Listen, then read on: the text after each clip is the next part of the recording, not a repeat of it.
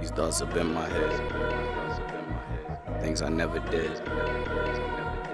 I took some L's, but I'm still here. I got these thoughts up in my head. I toss and turn about some things I never said. I got regrets about some things I never did. I took some risks and took some L's, but I'm still here. And I know. Yo, what's going on, everybody? Welcome back to another episode of the Overthinking Thoughts Pod. I'm your host, Ed, and as always, journey with me as we pursue greatness in a world full of chaos. That's me taking a deep breath. It has been quite the week. A lot has happened all at once, but at the same time, I'm reminded that even in the midst of all the chaos, God is still good. Things that are outside of my control, stuff that I've seen from other people, things that they're going through, stuff that I'm trying to process, and and then just the regular everyday, just trying to provide for your family and make sure that your kids are happy, make sure that married life is good, and just trying to proceed in the way of which God wants me to proceed, and try to ignore the world sometimes. That could be a challenge, but at the same time, it's a blessing to still be able to wake up and have these opportunities to become better. And so that's what we're going to do. And we're going to keep pursuing on the podcast. This is episode 22. Very grateful to have made it this far, and grateful for all of you who have taken the time to stream or watch or comment or follow, subscribe, and all those good things. I really appreciate just you all supporting it. And so, as always, I'm very thankful for the opportunity to be able to use this platform. Thankful to God for allowing me to be here and do this. So, just forever grateful for all the things that have come my way, even with this podcast. So, and thankful to all of you. So, whether you watching or streaming, I'm always grateful for that. Of course, as you know, we stream on Apple Podcasts, Spotify, we're on Anchor, we're on Google Podcast as well. And then as far as and also YouTube, we post the videos to the podcast on YouTube. So if you ever get a chance to sit down and watch, feel free to, click that subscribe button, run the views up over there as well. Share it with people obviously, like I'm always a fan of that.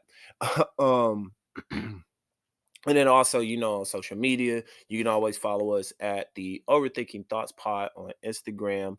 And then we're also on TikTok at the Overthinking Thoughts Pod as well. Shout out to the new followers over on TikTok. Appreciate y'all liking the content, leaving comments and all that good stuff. So I'm just very, very, very grateful for that.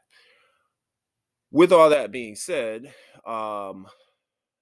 let me back up. Let's talk about a good thing. When it comes to small victories, right? Small victory for me is, I don't know if you notice, if you're watching this or if you're streaming, you might hear a little bit of a difference. I finally got me a microphone. So no more headset right now. I still have it in the sense, in case of emergencies, but trying to move up in the podcast ranks. I'm trying to see where it takes me. So happy for that. That was big for me. Early birthday present, I guess. That's coming up. So my birthday's this month too. So that's a small victory. Another year older, another year wiser. Let's put it that way. But still forever grateful. That hasn't come yet. It's in a couple weeks, but I mean, the way things are going in life now, to reach the birthday month is a blessing too. So I'm thankful for that as well. So um, you know, it's a small step in the right direction. And as of late, and this is it's gonna tie into the episode, I was just looking at a lot of things in life from just when you're younger, right? You want to be an adult so bad because you feel like you got all these ideas of what adulthood looks like when you're a child, because if you've been fortunate enough to have people in your life that are good examples, they show you it seems like a lot of this stuff is positive. In the same breath, there's just a lot of things that come with that we're not always ready for. Um, and then even as adults, like there's stuff that we want to rush to get to. And as I was thinking about this, I had this thought that flashed, and it really came it came to when I put all my thoughts together. And so my episode is called "What's the Rush?" And I thought about it because we all have our respected journeys, right? Where you see people and it looks like they just get to the finish line a lot quicker than you do. And then there's others where it seems like they just moving crazy slow and they're comparing their steps to somebody else's steps. And it becomes this like, I got to hurry up and get it quick, fast, in a hurry because the world tells you you don't have a lot of time. Um, and so you're compromising a lot of the things that you would have worked on to get to the top. The problem though is that a lot of people arrive to the end journey and they're not fully prepared for what's to come. And so as as we're growing in our dreams and the things that we want to pursue, we also have to take every single step that comes along with it.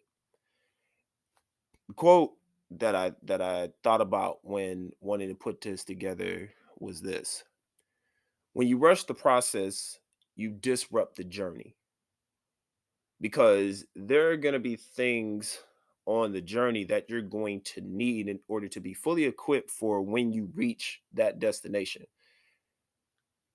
If we cut corners or if we run past certain opportunities, we're going to miss out on growth opportunities. We're going to miss out on learning experiences. And a lot of times when we rush, we show up unprepared, overwhelmed, and just not sure of who we are. And then we lose sight of what the dream is. So, as I was thinking about this, I remember there was this doctor that I used to work with, and she used to say, it's the fast food mentality. We want it fast and we want it our way. And a lot of us have these dreams and these goals that we want as soon as possible. Like we want to wake up the next day and be millionaires, right? But the problem is that what we it's what we know. We just don't want to we don't always want to acknowledge it. The genuine success takes time. The genuine um growth of you becoming who you fully are, that takes time. And a lot of us are impatient with time. But there's two steps that we need to take if we're going to do this. The first step is that we have to trust God because God is the one that, like, I was reading a devotional and it talked about how God wants us to be successful a lot more than I think we sometimes think of being successful. Like he wants to give us all these things. He wants to bless us because ultimately in the blessing when we recognize who the one that is blessing us, God gets the glory. We don't gloat about it ourselves because we know there was absolutely no way we could have done it by ourselves. That's the beauty of who God is and what God wants for us. But if you're going to trust God, the second thing you have to do is also trust God's timing. And the problem is that we want to rush God's timing. And then we want to challenge what he has for us because I look at where I'm at now and I never really thought that I would be in these positions. I didn't know I'd be in education. And even in some positions, I was like, God, is this really where you want me to be? Is this what you want me to do? And it was a growth process for me. Um and a lot of times that was weird. It was just like, man, I don't know if this is really what I'm supposed to do, but I had to see it through in order to get to where I'm at now. And sometimes we challenge that. And when we challenge it, does that disrupt the plan and the purpose for which God has for us? Some it can if we allow it to disrupt the flow. So, like for instance, if we're asking God, like, okay, is this a step I'm supposed to take? And when it becomes clear, it's like, all right, I gotta trust you on this. But then there's times where it's like, man, you sure you want me to do that? I don't think that's right. I'm gonna do my own thing, as if we know that that's the better step, and it's not always it. Which then leads to a part where we desire things. Well, let me back up. we have a desire. And I think the first thing you should do is when you have this desire and you have this goal, present that to God first and say, Lord, this is what I have. And I'm hoping that it lines up with the purpose you have for me. We don't always do that. I have fallen guilty of that. And then when we desire things that God doesn't want for us, that can lead to us making very rash decisions without the right information. And the worst thing you want to do is show up to your situation without the proper knowledge, tools, and guidance that you need. So in Proverbs, verse 19, too, there's a verse that says, desire without knowledge is not good, and whoever makes haste with his feet misses his way. So let's take that first part, desire without knowledge. Some of us desire money, relationships, jobs, but we don't have all of the information at first that will allow us to look at it and then go, you know what? On second thought, I don't think that's a good idea. So it's like a lot of times we're trying to rush into something, or we want, man, I want this money fast, or no, I know this is the relationship I want. I know I want that, but we don't have all of the knowledge that goes in with it. And then we end up making emotional decisions rather than intellectual decisions. And emotional decisions can get us caught up in so much because we'll feel the emotion and think it's the right thing. But sometimes your emotions are the things that are going to lead you down a path that you don't need to be. So when you take the emotion out of it and you just make the intellectual decision of listening to what God has for you, that's when you realize, you know what? Nah, this ain't for me. And as bad as I want to do this, I know I gotta wait. That remind me of a example. I remember a few years back before I actually like started coaching. I had a friend who told me that there was a guy that was looking for an assistant coach. And so I went to go check it out, and I was, kind of observing everything and watching practice and all that. And I got to talking to him a little bit, and he's like, yeah, man, the job is practically yours if you want it. Just check your schedule, see what you can do. And if you can make a full commitment to it, then let's make it happen.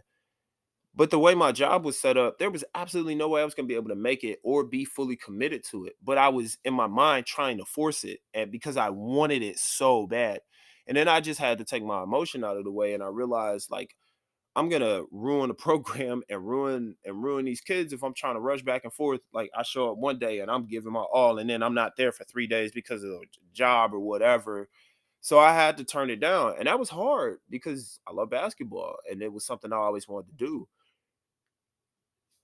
Turning that down and then waiting or having the opportunity then presented to me, I think it was 3 years later, in a better environment, better opportunity, more consistency, like, that allowed me to be there. Now, I think about if I were to rush into that, I could have jeopardized my future in coaching. But a lot of us are very fast in how we move, and we end up missing signals, red flags, distractions. And then it all like kind of moves in. So the one thing when I was reading this verse, I looked up what haste meant. And haste is excessive speed or urgency of movement or action or hurry. And so when you read that verse again, desire without knowledge is not good. And whoever hurries with his feet misses his way. Whoever moves at excessive speed or urgency with his feet misses his way. And what you don't want to do is miss what God has for you. So you got to ask yourself, like, what is it about this dream you're trying to pursue? Like, why are we in such a hurry? Like, the world's gonna tell us a lot, like all these stories, and you got all these people that pop up in the YouTube with the get rich quick schemes, and you need to act fast, you need to do this now because we're trying to make this, we're trying to do this, we're trying to do that. You got to get this job now, you got to get married now, you got to have this. It's a lot. Everybody, man, I don't sleep. I gotta grind, I gotta chase the bag, I gotta do this and do that. Okay, the rebuttal to all this is like the world's telling you, yo, we gotta move, we gotta move. Did the world check in with God when deciding all this? Because if God was the one creating this and he created this perfect timing, why are we trying to change God's perfect timing with our imperfect mind? Why would you rush your dream? Why would you rush that? Like, I knew at a certain point in life, like, I wanted to be a father, but I'm gonna tell you, I wasn't trying to rush into it. Now, I was out here, you know, not doing what I was supposed to be doing. That's a different podcast for a different day. But at the same time, you you grow up, you live and you learn, you realize like, hey man, maybe I do need to go to God with this and check in on these relationships so that way I know that I'm going in the right direction, right? You know what I'm saying? Like, I don't need to rush this. When God decides that this is the right time for me, he's gonna prepare me for it. I have to trust that. And then, the other thing is like sometimes we'll look at certain positions that we're in, and it's like, are we really supposed to be in this? Like, you might feel like you're stuck or you're in a position that doesn't seem ideal, and you are looking out in the distance and you see the glitz and the glamour and all that, and you're like, but that's what I want. I want that. But it might not be time. And then, when we don't get it right away or on our time, and we start to question God, we're like, why am I not getting this, Lord? Like, I've done this, I've done this, I've done this, I've done this. I've said this, I've prayed this prayer. Like, why am I not getting this now? I want it now. It's never about when you want it now. It's about when God says this is the right time to have it. Why would you question God when he's the one that's willing to bless you? Why would you, like it's hard because when you're watching everything around you, you're wanting to move fast. But if it's God who's blessing you, and he's timing it, let him drive. Let him drive. And I'm saying all this, and I'm be honest with you, I'm saying it to me too, because I also have to step back and realize, like, yo, you can't rush what God got for you either. You know, you got to trust that if you're gonna walk this journey and you're gonna walk this path of faith, you got to hold his hand and let him lead. And there'll be moments when he's going to lead you. There's going to be moments where he pushes you forward. There's going to be moments where he carries you, and there's going to be moments where he stops you right where you are. But every single moment is an opportunity to rely on him, to trust in him, to believe in him, and to also, when you receive what it is that he has, to be able to give thanks to him. Because without him, it's just empty. But with him, it's everything you want it to be. And when you trust in that, that's where you become more of a diligent leader. So in Proverbs 21:5, it says, the plans of the diligent lead surely to abundance, but everyone who is hasty comes only to poverty. Now remember that word haste. So if we're moving fast, why are you moving fast to get to poverty? And not just, and don't think about that from like a money standpoint or a low income standpoint. Poverty could be, a poor mind, a poor soul, poor health. Why are we trying to rush to that? There's so many people that are trying to build all these different things, and they just go, go, go, go, go. And then all of a sudden they don't have the energy to even keep up with it. And then they burn out. And then when they burn out, they don't have the strength to continue. And then they'll tell you, man, I probably should have slowed down. Well, yeah, but then how do you combat that? Because the world is telling you we got to move now. You don't know how much time you have. You got to do this. You got to do that. I'd rather trust God's timing than to trust the world's timing, because I don't know what the world got, but I've seen a lot of the things that it does, and it don't always give you what you're looking for. And if it does give you what you're looking for, it's very temporary, and that's a problem. But if you're staying diligent and you're trusting, you're leading to abundance. The timing may not be ideal of what you may think it is, but it is the perfect timing because it's what God planned it for. And if you get there and you see it as one thing, it's like, you know, you're like, I want to reach this goal and do this, but then God's like, you trusted the timing. So not only do you get this, but I also have all of these other things for you. That's trusting God and allowing him to move in you and allowing yourself to truly receive the gift that he has for you.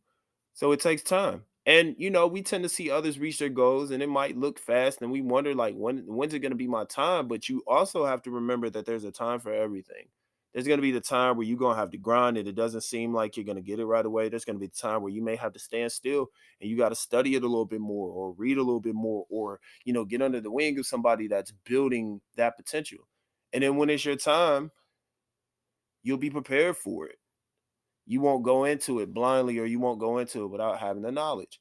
And so I went to look up like scripture and tried to figure out like, well, what's out there that talks about like timing. And Ecclesiastes 3:1, it says, "For everything there is a season and a time for every matter under heaven." And so I've always heard it, like I've always heard my mom say, "Man, there's a time for everything. Like there's time for all this." And I guess I never really like picked up on it. And so I did a deep dive, aka Google, and I typed in like what is the meaning of Ecclesiastes 3:1. I jumped into the one of the first things that popped up. It was a website called BibleStudyTools.com, and it had this thing, and I want to share this with you. It says, "What does the Bible mean for everything there is a season?"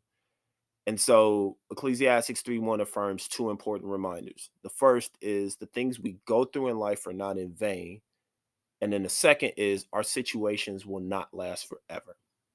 And it dives a little bit deeper into this. It says, if you're in a certain season of life, you can be confident the season will come to an end at some point. This verse serves as a reminder that our circumstances will change, and that is something we can come to expect in life. Whatever God takes us through has purpose, perhaps to deepen our faith or to help us achieve breakthrough in the area of life. We will get over our sorrows. We will get out of the valley. We will go through hardships. And whatever season of life we find ourselves in, it will have a beginning and it will have an end. We will enter new seasons too, ones that bring relief, hope, or a deeper sense of faith. I see that, I read that. It shows me that, yeah, there's going to be moments where I'm going to be able to be at the top. There's going to be moments where I'm going to have to fight a little bit harder to get out of certain situations. And there's going to be things that I see that might challenge me, but I have to trust that God has a reason for everything that I go through. I have to trust that on this journey, when it feels like I'm moving really, really fast, things are going well, there might be something that God needs me to step back and humble myself with. I don't want to get to my end destination prideful and feeling like I'm bigger than what God gave me. That happens to a lot of people, and then as quick as they rise, they quickly fall. And you watch the descent of someone who seems like they had it all fall down to the bottom. But the promising thing to that is that even if you do fall, there's still an opportunity to get back up and grow. That's the beauty of who God is. Like, yeah, there's moments where, I'm looking at God and going, why do I not have this? Why do I not have that? And then I'm stepping back and being like, there, you want me to do well. I know you do, but there are certain things that you want me to learn, and there are certain moments where you want me to grow. Sometimes you're gonna want me to speak, other times you're gonna want me to be quiet and listen. Sometimes you're gonna require me to do action, and sometimes I might be terrified, but I have to trust that you're equipping me. It goes back to putting on that full armor. It goes back to trusting that God is in control, even when you feel like you're not in control.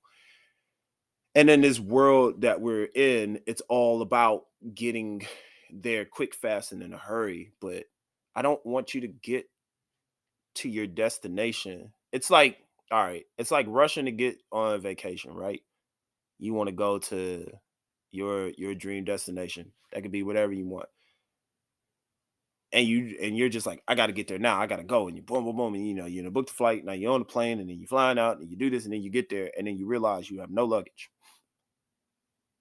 No essentials. How do you prepare for that? You know? It would be terrible for you to be, you become a teacher or entrepreneur, businessman, CEO, you name it. Whatever your dream is, insert that dream in. And then you get there, but you're not equipped on how to handle money. You're not equipped on how to be a leader. You're not equipped on how to deal with hardship. You're not equipped on how to provide professional development. You're not equipped on how to balance self-care. You're not equipped on how to manage your people's time correctly, right? Like all of those things play a factor. So I know you want to be great. I know you want the money. I know you want success. I know you want to move your mama out of the hood. I know you don't want to live in poverty no more. I know you want to stop, you know, running into these brick walls and running into these detours. I know you want to do that. But the two things that are going to help you get there is trusting in God and then trusting his timing. Pace yourself. Pace yourself. It's a marathon. You're not gonna start the marathon running full speed ahead. You can't. You're gonna burn out. You're gonna pass out before you even get to the finish line. So yeah, I know it's like I felt weird like when I was putting it together because like man, people just don't know how much time they have. They don't like we do not know. That's the one thing. We don't know how much time we got on this earth. In fact, I think that if God were to provide and said, all right, well, here you go, and we looked at the timer, we would be more so looking at the timer, trying to figure out, like, well, how much time, that we would be so paranoid that we wouldn't even be able to enjoy the moment. Man, that just made me think of something. And I wish I could remember it word for word, but I was watching a sermon the other day. Stephen Chandler from Union Church was talking about like, it was a series about being comfortable in the alone because that's when God's like building you, right? And he was talking about like relationships and money and finances, and it was like what you don't want to do, and I'm paraphrasing this, but it was like what you don't want to do is look so far ahead to tomorrow. You're so like excited about tomorrow that you don't even see the blessings of today. Like you're so fixated on what you see tomorrow that you're not even capable of utilizing the gifts, skills, and talents and all the things that God has blessed you with today. This is the day that you have. This is the moment that you have right here, right now. And in that moment, you should be utilizing that to the best of your ability. Like a lot of us look to the future, and that's fine. And a lot of us are looking to tomorrow, and that's okay. But if you're not preparing today, tomorrow technically never shows up because you're not prepared for it. Prepare yourself. And sometimes that means taking your time and allowing God to work his good and pleasing will in you, in your heart, in your mind, in your soul. So that way, when you do reach that destination, you're grateful of the blessing that God gave you. You're able to then share that with others, and it's not in vain. It's not in a conceited way. It's not in a prideful way. It's in a way that blesses people so much that they become blessings to other people. And then those people become blessings. And you're building disciples and you're building leaders and you're building people that want to grow. And that to me is the best thing. I'm excited about it because that's what I want to do. And I know that I have to put some action into that, but I also got to trust the timing. If I don't trust the timing, I don't, I'm not prepared to be a father. I'm not prepared to be a good husband. And, there's times where I still have to grow and I'm still learning, but I thank God for it because there was a point where I didn't think it was going to be for me. I just never quit believing. And and on my journey, as much as I wanted to rush into it, I kept being reminded that I had to take my time. And there were really good people that allowed me to do that. And I think that if I would have rushed that, would I be able to have what I have today? Man, I'm grateful for that. I'm really grateful for that. So, yeah, man. I know we want it quick, fast, in a hurry. I know. But what I would tell you is this, and I'll end it with this statement. Don't rush the gift that God is preparing for you. No matter how long it takes, just be humble and faithful when God says it's time to open that gift. When it's your time, it's your time. Trust that God's got you, all right? You can do this. One step in front of the other. One day at a time, one step at a time. Speaking of which, that is my time. So once again, thank you so much for journeying with me. As always, like I said, you can follow me on Instagram at OverthinkingThoughtsPod, TikTok OverthinkingThoughtsPod, streaming on Anchor, Spotify, Google, Apple, and then also the videos on YouTube. As always, thank you all so much for your support. I appreciate you listening to me, streaming, get me views on a video. It's forever grateful. I'm thankful for all of you. And more importantly, I thank God to just be able to have the opportunity to do this. And as always, remember, I believe in you. Now go believe in yourself. It's the Overthinking Thoughts Pod. I'm Ed. We out. These thoughts have been in my head. Things I never did. I took some L's, but I'm still here. I got these thoughts up in my head. I toss and turn about some things I never said. I got regrets about some things I never did. I took some risks and took some L's, but I'm still here. And I know.